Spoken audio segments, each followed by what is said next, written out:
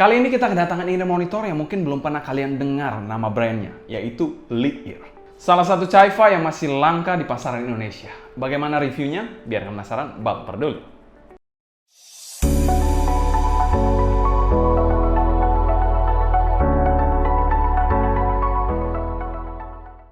Halo semua, selamat datang di channel Sound Dignity bersama dengan saya Sebastian yang seperti biasa akan sharing info dan racun mengenai dunia personal audio, baik itu audio portable ataupun desktop audio.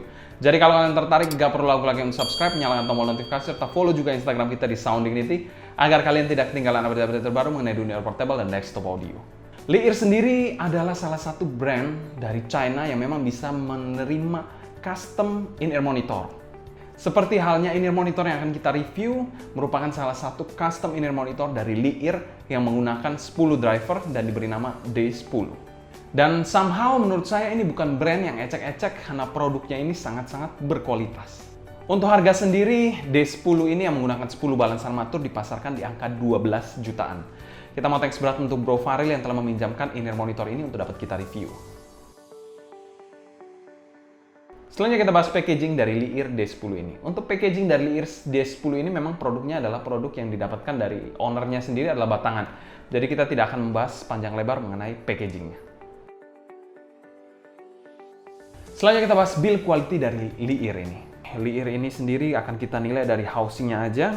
Dia menggunakan bahan resin berwarna merah dan hijau yang transparan. Jadi kita bisa melihat isi 10 driver di dalamnya.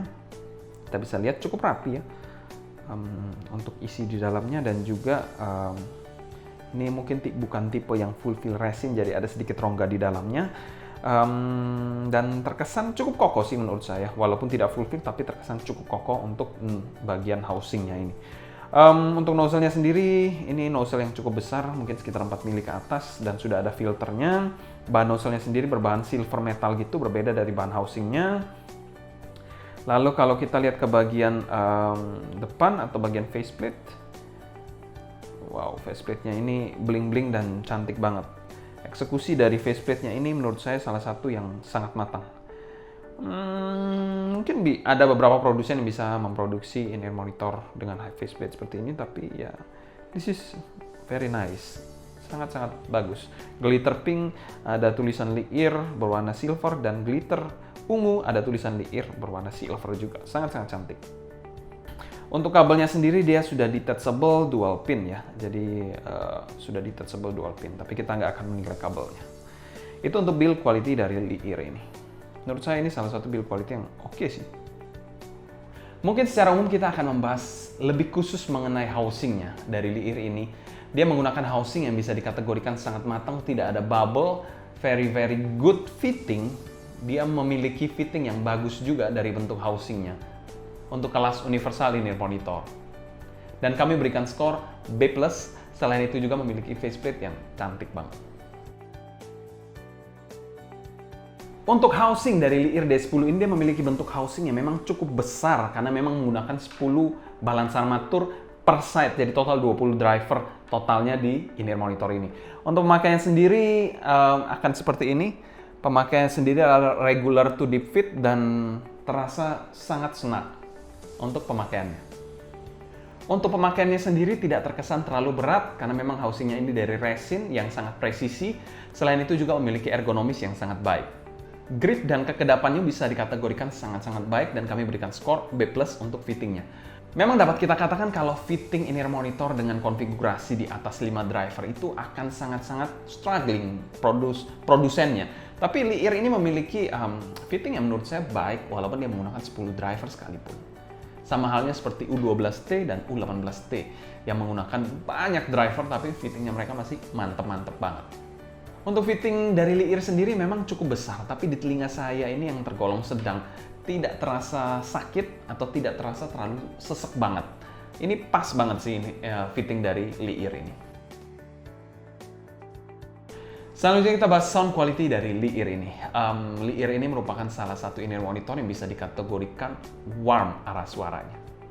Bassnya dari Liir ini merupakan bass yang unik menurut saya. Dia memiliki bass yang sangat-sangat empuk banget. Terasa impact-nya walaupun kita bilang sedikit kurang dalam untuk punch-nya. Namun secara tekstur ini halus banget bassnya dan lengkap bassnya. Kalau kita mau nitpicking, mungkin sedikit kurang ekstensi di bagian sub bass-nya. Mungkin kurang dikit, tambah dikit lagi, bisa lebih dalam, bisa dapat teksturnya lebih bagus di bagian sub bass. Mantap sih bassnya. Tipe bass dari Liir ini memang bukan tipe bass yang umum, tapi dia bukan tipe bass yang netral juga. Bassnya ini halus, empuk, walaupun sedikit lambat. Mengingatkan saya seperti HD650 kalau dari Sennheiser. Untuk bagian midnya ini memiliki posisi yang sedikit maju dengan kesan meaty banget midnya. Male vokalnya ini terkesan tebal, organik, dengan artikulasi yang jelas banget. Female vokalnya ini juga padat, smooth, dengan kesan warmer body. Mungkin tidak semua in-ear monitor menghasilkan suara mid yang musikal seperti ini. Ini sedikit mengingatkan saya pada TG334 yang memiliki mid yang mantap juga. In-ear monitor satu ini pun juga aman dari shouty. Itu menarik. Selain itu, presentasi dari instrumen-instrumennya juga bisa dikategorikan sangat lengkap walaupun terasa sedikit halus. Kalau kalian pencinta vokal yang mendayu-dayu, in-ear monitor satu ini pastinya saya rekomendasikan untuk kalian. Mantep banget midnya. Untuk bagian treble-nya ini terkesan agak sedikit di smoothing. Mungkin ini dua sisi ya. Ada yang suka treble yang cering, ada juga yang suka treble yang nyantai ataupun smooth. Itu bisa jadi dua sisi sebenarnya. Kalau treble head yang mungkin suka dengan tekstur yang cering-cering mungkin nggak akan terlalu doyan dengan in-ear monitor satu ini. Tapi kalau kalian yang suka dengan yang halus, yang kita bilang nyantai, waduh, in-ear monitor satu ini maknyus lah. Namun dari sisi detail dan airiness-nya pun masih dapat menurut saya. Dan secara tonal, Liir ini kami berikan skor amin untuk tonalitasnya. Salah satu in-ear monitor yang menurut saya akhir-akhir ini saya jarang dapat in-ear monitor seperti ini. In-ear monitor yang sangat musikal mengingatkan saya pada TG334, HD650, mid-nya mantep, selain itu presentasinya halus dan musikal banget. Selain kita bahas teknikalitas dari in-ear monitor satu ini, presentasi dari in-ear monitor satu ini memang arahnya smooth dan relaxing sounding. Apalagi kalian vokal lover yang mencari vokal mendayu-dayu, 2 thumbs up. Untuk bagian timber dari vokalnya ini mantap banget, saya suka banget. Walaupun bass dan treble-nya ini memang kita bilang dua mata keping, ada yang suka, ada yang enggak. Karena memang renderingnya memang agak sedikit halus dan nyantai. Belum tentu orang yang V-shape yang agresif suka dengan in-ear monitor satu ini dari presentasinya. Timbernya memang agak sedikit halus overall. Untuk soundstage-nya ini bisa dikategorikan bagus dengan kesan 3D juga dari D10 ini. Untuk detail dan clarity, menurut saya detailnya ini sangat baik walaupun clarity-nya ini bisa dikategorikan cukupan aja. Separasi imaging dan positioning, separasinya ini sangat baik, tidak ada lengket-lengketnya sama sekali. Imagingnya ada kesan layering-nya dan positioning yang pinpoint. Dan secara teknikalitas kami berikan solid amin untuk teknikalitas dari Liir D10 ini. Mungkin ini brand yang tidak pernah kalian dengar, tapi secara SQ menurut saya ini salah satu one of a kind, musikal banget. In-ear monitor dengan teknikalitas yang kuat. Selanjutnya kita bahas pro dan cons dari in-ear monitor satu ini. Cons-nya dari in-ear monitor satu ini bukan in-ear monitor untuk kalian yang memang energik, suka in-ear monitor yang energik karena bass dan treble-nya sedikit halus dan agak nyantai. Jadi kalau kalian yang mencari yang V-shape energik untuk lagu-lagu metal, rock, mungkin kurang pas in-ear monitor satu ini kalau menurut saya.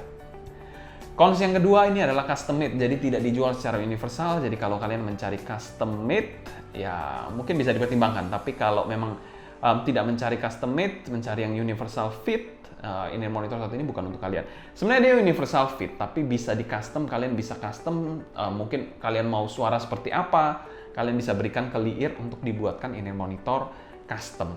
Maksudnya custom ini bukan nozzle-nya jadi custom fitting, no, bukan fittingnya. Tapi drivernya bisa kalian fitting. Maksudnya di sini drivernya fit dengan preferensi suara yang kalian mau.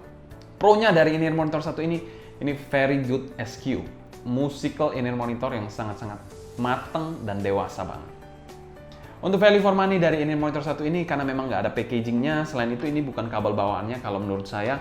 Jadi kita tidak akan menilai value for money-nya, tapi kalau dari SQ only, ini salah satu yang unik banget suaranya. Kesimpulan, Liir ini salah satu brand antabaranta yang menurut saya cukup menarik. Kemampuan perusahaan ini dalam meracik in-ear monitor tentu saja tidak perlu diragukan lagi. D10 sudah membuktikan sebuah in-ear monitor yang sangat matang.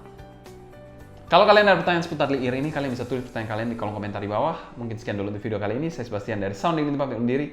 Sampai jumpa di video berikutnya. Happy listening, stay healthy, and ciao.